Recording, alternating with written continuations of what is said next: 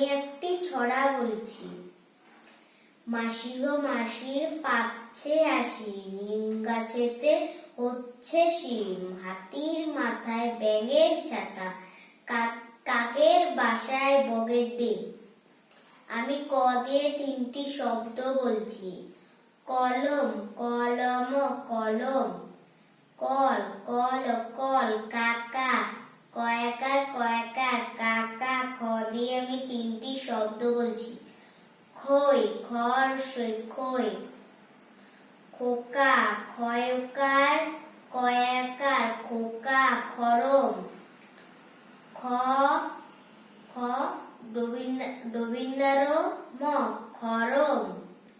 আমি গ দিয়ে তিনটি শব্দ বলছি। গম গ আর ম গম, গরম গ বৈষ্ণব ম গরম।